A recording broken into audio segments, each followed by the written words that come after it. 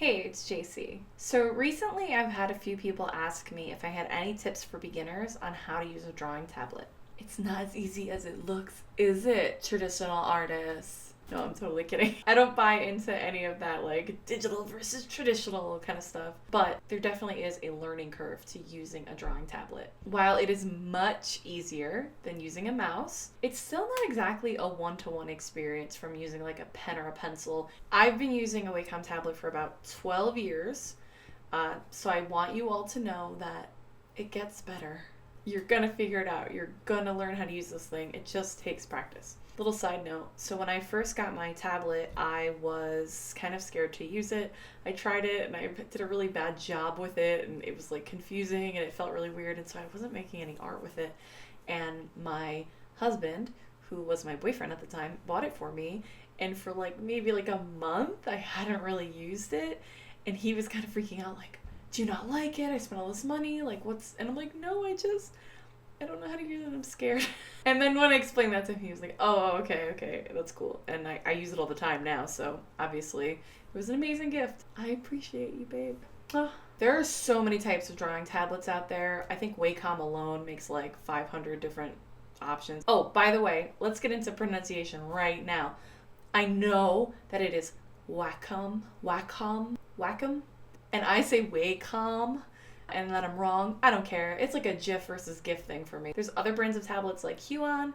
There's one called like Yugi or Uggy, which I like just learned about like 5 seconds ago. Apple's apparently doing some cool stuff in the drawing tablet space, but this isn't a video about which kind of tablet to buy. Presumably you already own one and you just want to know how to use it. So that's what I'm going to cover. So real quick, I've only ever used a Wacom tablet, specifically the tablets in the Intuos family.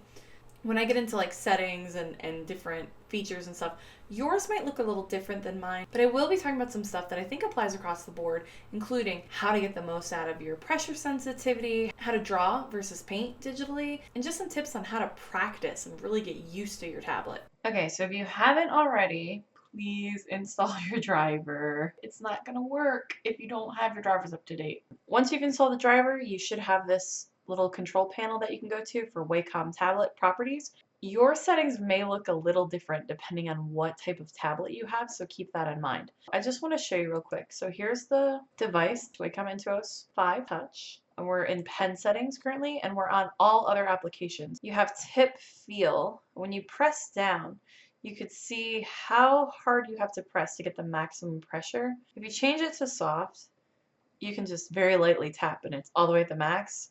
If you change it to firm, you have to really press down. Like I'm pressing down super hard right now to get that. I don't think every stylus has tilt sensitivity built in, so this may not show up for you. Okay, now I'm going to show you guys my Photoshop settings and some of the differences. So the pen settings are pretty much the same, except for the buttons. This top button, instead of being double click, I've changed it to right click, because I do like having a right click option to be able to just press a button and right click on a layer and say I want to duplicate a layer. That's super useful. So why didn't I just leave the bottom button right click? So this bottom button is the one that I use the most with my stylus. It's the easiest to just grab really quick and press down on. You can change these by clicking on this drop down. You can choose different kinds of clicks. You can choose keystrokes or modifiers. I chose the modifier Alt, and I'll show you why in a second. With digital painting, there's a lot of blending. So you want to be able to grab a color, and the way you do that is with the eyedrop tool, and the shortcut for the eyedrop tool is Alt. So what I'm doing here is I'm holding down my button on my pen. I don't even have to reach all the way over here to my keyboard, and I can grab that color and then I can kind of just paint. So this is a really effective way to blend digitally. You can color pick and then keep drawing over these areas until your colors are really blended. And so just in like a couple seconds I was able to blend this whole area. The eraser, I never really changed anything about that. In Photoshop, I changed the mapping so that it's only on my second monitor. If I had Photoshop mapped to both of my monitors, when I go to draw on my screen, when I get to about here, which is like halfway across my tablet, I'm actually crossing over to my other monitor. So that means in order to draw in Photoshop, I'm limited to only the right half of my tablet. I do like having it both monitors for when I'm using it just as a mouse on my computer because you can, you know, go back and forth really easily. But when I'm drawing, I want it here. Okay, let me show you some of the other settings.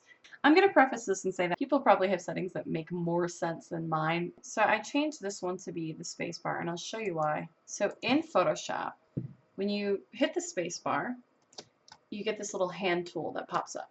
I changed that to this button so I don't have to reach all the way to my spacebar.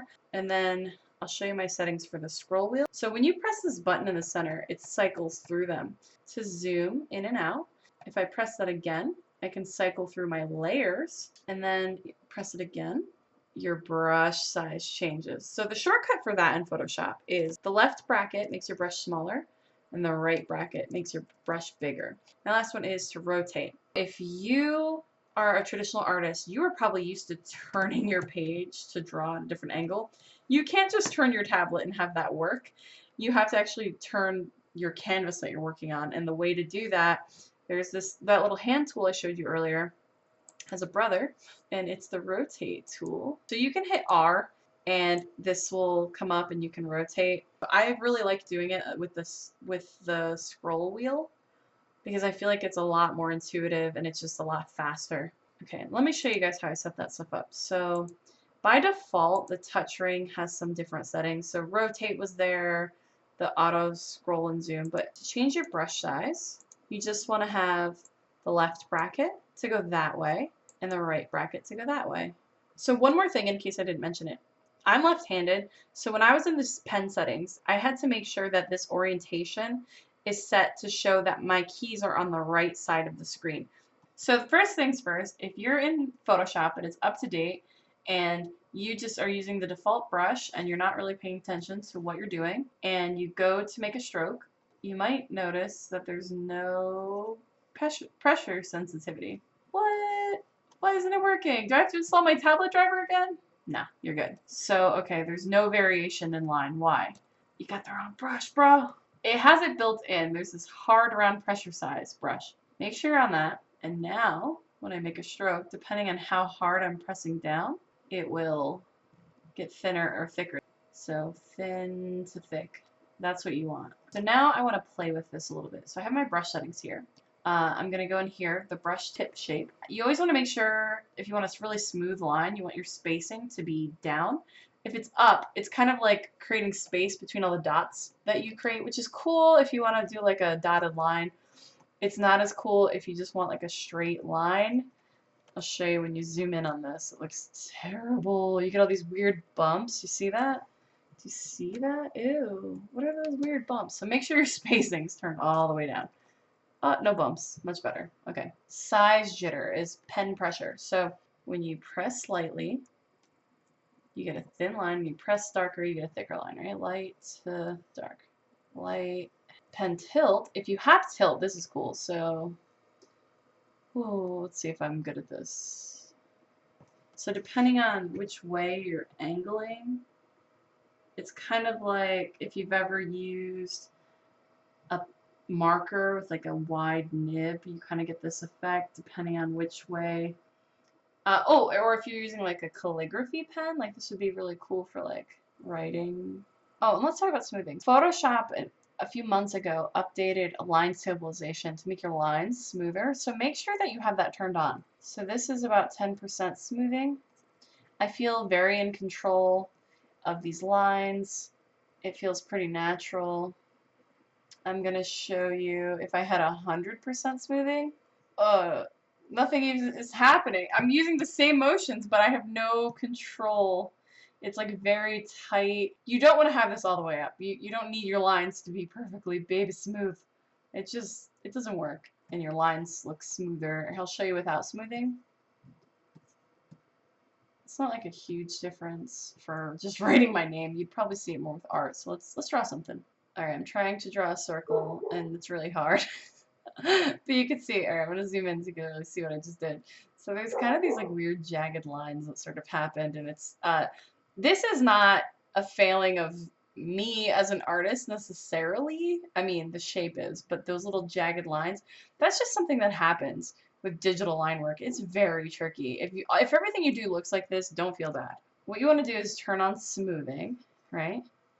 We're going to try that again. Look at that. Look at how much smoother that is. It doesn't have these weird, like, you know, like these like weird jagged kind of edges. It's very smooth. Now, if I were going to turn on 100% smoothing and do that same thing though, I just want to show you. Oh, it's not even keeping up with me. It feels so clunky. I feel like I have no control over that. Like, that doesn't feel good.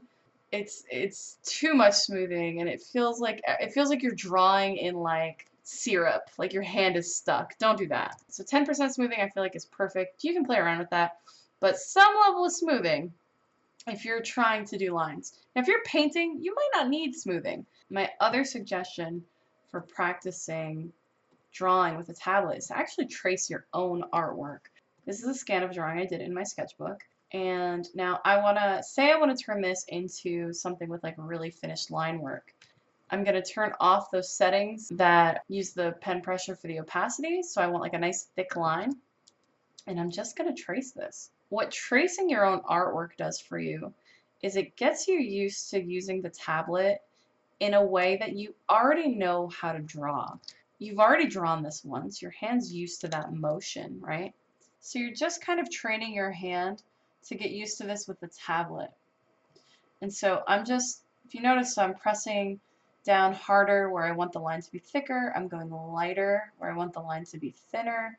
I would say if you're having a hard time getting used to drawing with a tablet, do this. Trace your own artwork. You're already used to drawing a certain way. This is just going to train your brain and your hand to figure out how to draw again, but with a tablet. It's not really possible for me to give you a complete digital painting tutorial in one short video, so I'm going to give you a real quick and dirty version. We're going to focus on blending. I'm starting here. I have like a 50% gray as my background. I'm going to take my airbrush settings with 100% opacity and flow. I'm just going to make a circle up here. And now I'm going to do the same thing with a white. So my goal is to blend this very black value to this very white value. I'm going to take this black again. I'm going to lower my opacity to about 50%.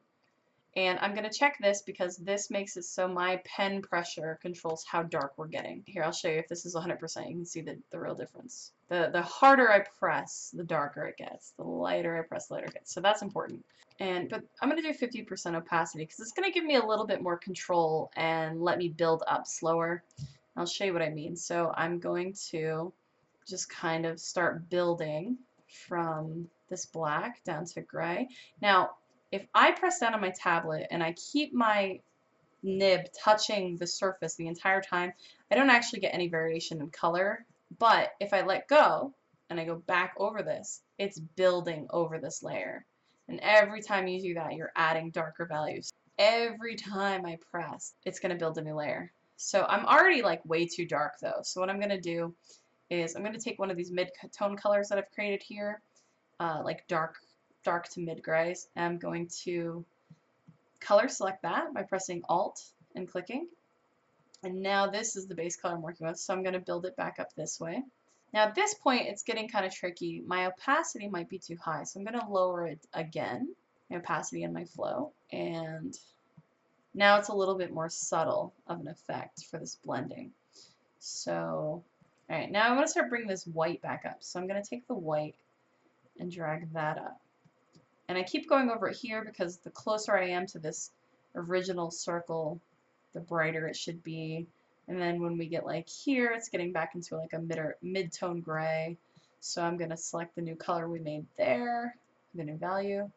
I'm just going to keep blending and kind of using these in-between values to blend. And eventually you get kind of a blended look, and just keep building on top until they feel more subtle.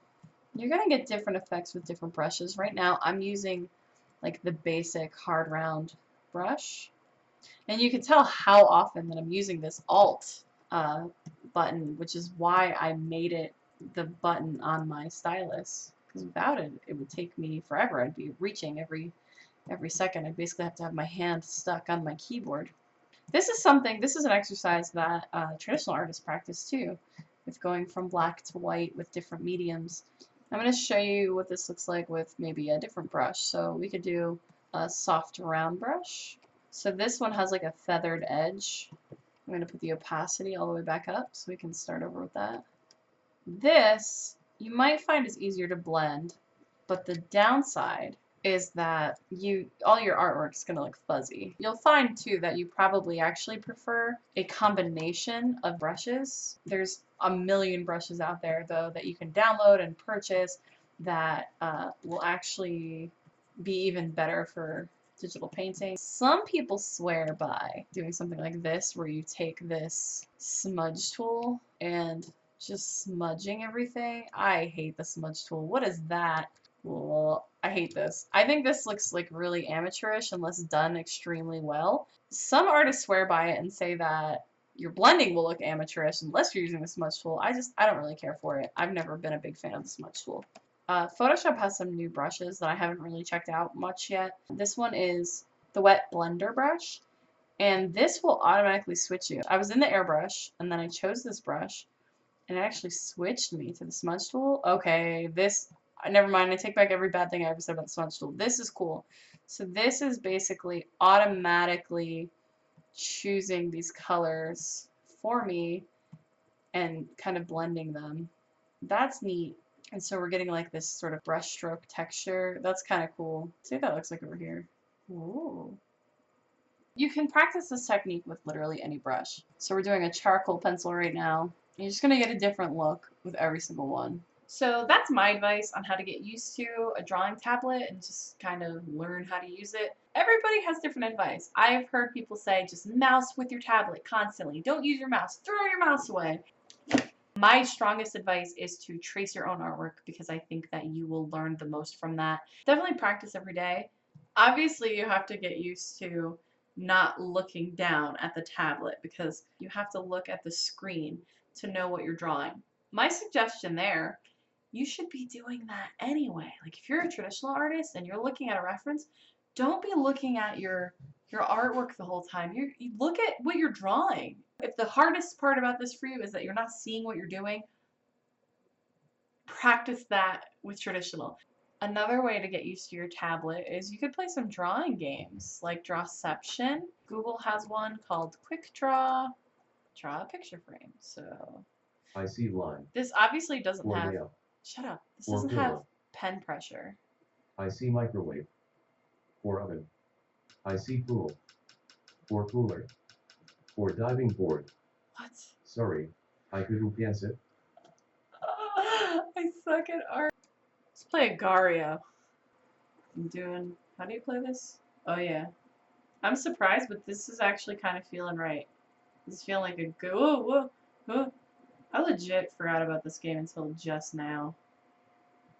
Oh, let's eat this little dude. We're gonna eat you. So we're just practicing our tablet skills. Oh, I died. Hopefully this video kind of gave you some confidence to kind of dive in and do your thing. Let me know if you still have questions. You're gonna do amazing. Just keep going. Just practice. Say bye to YouTube. Bye YouTube. No, over here.